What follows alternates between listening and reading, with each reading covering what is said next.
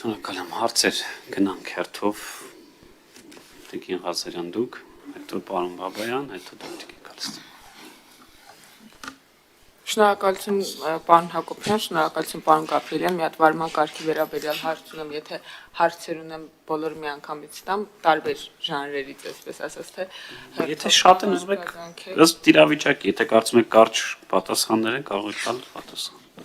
Այնպես արեք, որ հարց ու պատասխան ամեն մեկս մի 5 րոպեի մեջ տեղավորվում։ Լավ, պարոն Հակոբյան, մի քանի հարց ունեմ, նախ այս վերջի նախընտրական շրջանի հետ կապված հանրայինի հետ կապված արձագանքներ կային, անհավասար լուսաբանման կարծես, թե ուզում եմ հասկանամ դուք ինչ հարաբերություններ ունեք, ինչ հարաբերություններ ունեք հանրայինի այդ մշտադիտարկման հետ եւ արդյոք իրավասու եք արձագանքել, որ ասեմ ինչի մասին են տեխնոլոգիաները արձագանքում։ Շատ բարի, ուրեմն հանրայինի հետ կապված թե բանավեճի, թե նախաքարոզարշավային փուլի հետ կապված տեխնատուները մտահոգություններ էին բարձրացնում, որ նախաքարոզարշավային փուլում տեխնատուներից մեկը, որը ոնց որ ԿՀ-ով դեռևս գրանցված չէր, բայց ինքնահայտարարված էր որպես տեխնատու ավելի շատ էր լուսաբանվում եւ բանավեճի ժամանակ էլ տեխնատուները ահազանգում էին, որ անհամաչափ աշխատել ժամանակով ով շատ ագորգորած էր, նա ավելի շատ ժամանակ է նվաճել։ Հիմա կխնդրեմ այս երկու հարցին արձագանքեք եւ ինչ դիտարկումներ կամ առաջարկներ ունեք համաձայն եք արդյոք զուտ բանավեճի առումով եւ ընտրական օրենսգիրքը եւ մեր տեսլասխական մեդիայի օրենքը չի սահմանում ինքը բանավեճի ժամանակ, ինքը հավասար դիլնի, բայց որևէ բան հստակ հայցակարգ չկա։ Ընդհանրապես ասում է, որ պետք է մեկից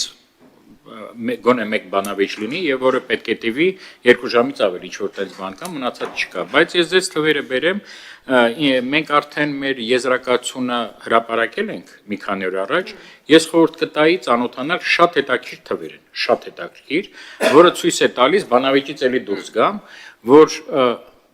ամենահավասար պայմանները բոլոր կուսակցություններին հատկացրել է հանրային հեռուստաընկերությունը։ Դա շատ հետաքրքիր է։ Եվ ես ձեզ ասեմ, որ լուրերում եւ այլ հասարակական հաղորդումներում այլ մի կուսակցություն ընդդիմադիր ինքը ավելի շատ տեղ է զբաղեցրել հանրային հեռուստաընկերությունում, քան ձեր քաղաքացիական պայմանագիրը։ Երկրորդ, վերջացնեմ, որ ինքը ամբողջական լինի, որտեղ դա կարդալուց բավականին հետաքրքիր է։ Նաև կոմերցիոն ընդհանրապես ծավալը գովազդի, էլի մեկ ընդդիմադիր կուսակցություն, 2 անգամ շատ ավելի գովազդային ժամանակ ունեցել բոլոր հեռուստաընկերություններում, որոնք մասնակցել են քարոզարշավին, քան էլի կառավարող կուսակցությունը, 2 անգամ ավել։ Այսինքն այստեղ իսկ եթե վերցնում ենք բոլոր հեռուստաընկերությունները, որտեղ ես 30 տարի արդեն ասում եմ, շիզոֆրենիա, երբ որ մի քանի կարծիք կա մի գլխում։ Մի ընկերությունը հեռուստա ավելի շատ աջակցում է մյուսին, այսինքն մի քիչ ավելի շատ ժամանակ է տալիս, երկրորդին, երբ որ մենք նայում ենք համագումարը, բոլոր հեռուստաընկերությունների տված այդ հասարակական քաղաքական բովանդակության նախընտրական, քիչ թե շատ հավասար է, նաև ինքը արտացոլում է, այդ քաղաքական ուժերի ակտիվությունը։ Այդ քաղաքական օրինակի չեմ ուզում էլի անուններ տալ, դուք որ ծանոթանաք ինքը բավականին եւ դա ցույց է տալի արդեն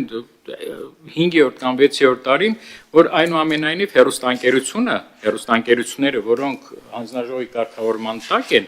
նրանք օրենսդրությունը պահպանում են եւ փորձում են հավասարությունը ապահովել։ Այն հեռուստաընկերությունները, հեռուստանման կամ հարթակները, որոնք առավոտից պրոպագանդայով է զբաղվում, իրանց է պետք կարգ բերել, որ եթե մենք ուզում ենք իսկապես հավասարակշռել բոլոր կուսակցությունների մասնակցությունը ընտրությունների ժամանակ։ Ինչ վերաբերում է, որ ինքն առաջադրվել էր եւ սկսել էր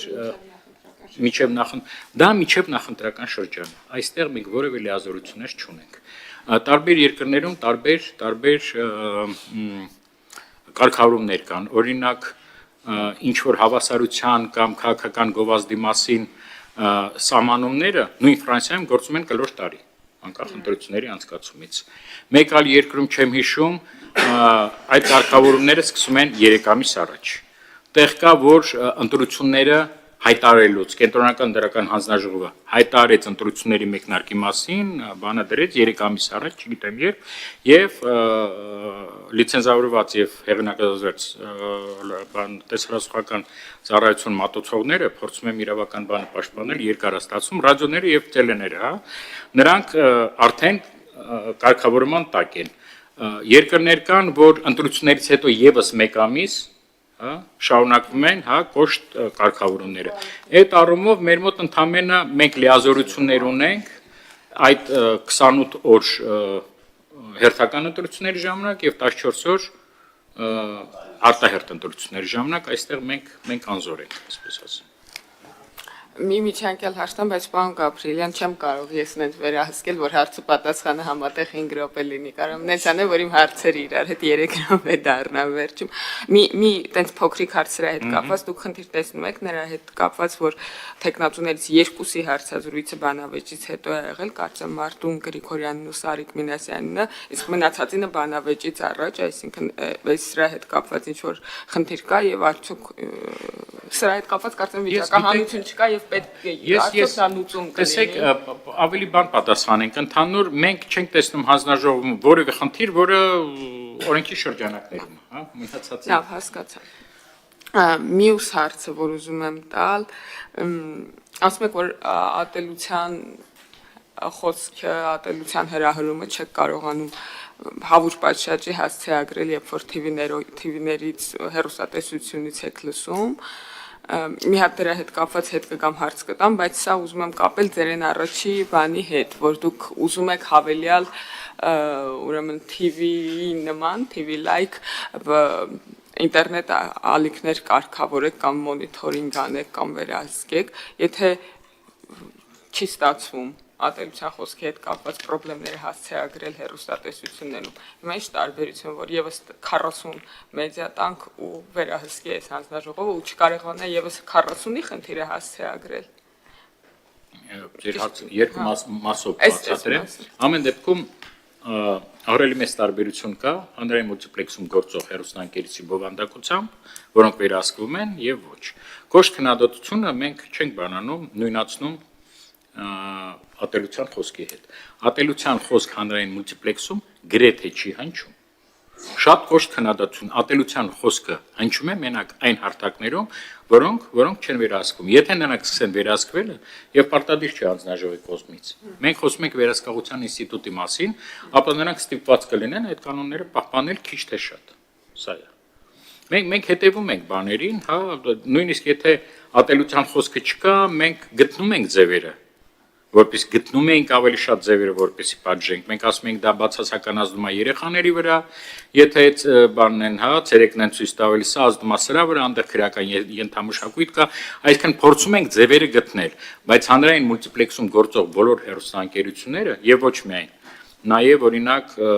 հեղինակազորված մի քանի մենք կազմակերպություն ունենք, Ազատություն ռադիոկայանը, Երկիր մեդիան, երկուսը նրանք բավականին նվազեցրած են, որտեղ գիտեն վերահսկողության տակ են։ Այսինքն ինքը օգուտ կբերի Տիկին Ղազարյան, եթե ձեզ հարցին պատասխանեմ։ Ես ուզում եմ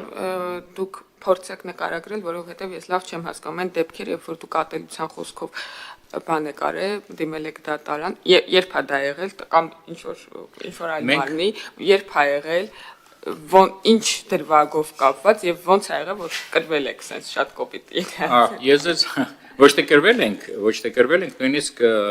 քրեական գործ չի հարուցվել։ Եվ տարբեր օղակներ չեմ ուզում բանանեմ, հանրայնացնեմ, նույնիսկ մեզ խոսքի ազատության դասեր։ Հա, չէ, ուզում եմ հասկանամ ինչի շուրջ է եղել եւ ոնց է եղել։ Մեկ է թիվը ասեք, էլի երբ է եղել։ Ես ցավոք ես ձեզ կուղարկեմ անպայման մեյլով, մենք առանձին հանած ունենք, մենք դիմել ենք 5 անգամ, եւ դատախազություն, եւ ԱԱՑ նույնիսկ, հա, տարբեր պատճառներով եւ խոսքը չի գնացել ոնց ասեմ, իշխանություն, բարձրագույն իշխանության մասին, որտեղ մենք շատ լավ տարանջատում ենք թույլատրելին անթույլատ։ Երբ որ գնացել է խոսքը, օրինակ, չգիտեմ, ինչ որ մարդկանց ընդհանուր միջև երեխաների կանայք, որոնք պետքա ոչնչացնել, որոնց պետքա կախել, որոնց պետքա դրանից են կողմ, այդ ինչ պետք է անեն, որպեսզի քրեական գործ հարուցվի։ Դա բարձ բռնության, հա։ Որ հոդված։ Ես չեմ հիշում արդեն, ես իրավաբան չեմ, բայց ես ուզում եմ ասեմ, տենց մի քանի դրվագ է եղել, հա, որը եւ մենք համեմատում ենք շատ ժամանակ շատ ավելի մեղմ արարքների համար, ինչ որ գործիչների հանդեպ քրեական գործ են հարուցվել, նույնիսկ ազատազրկվել են։ Այս պարագայում, որը շատ ավելի կոշտ է, շատ ավելի սպառնալիք է բանի համար, հասարակության համար, դա չի արվել, այսինքն ստեղ էլ մենք ընդհանրապես դրա բանը չենք հասկանում։ Ոնց ասեմ, հայեցակարգը սենց է։ Մի հատ սրա վերաբերյալ արձագանք ունեմ, պարոն Հակոբյան, եւ երևի այս վերջին արձագանքը կլինի, եթե դա խնդիրն է, որ քրեական օրենսգիրքը երբ որ սպառնալիքի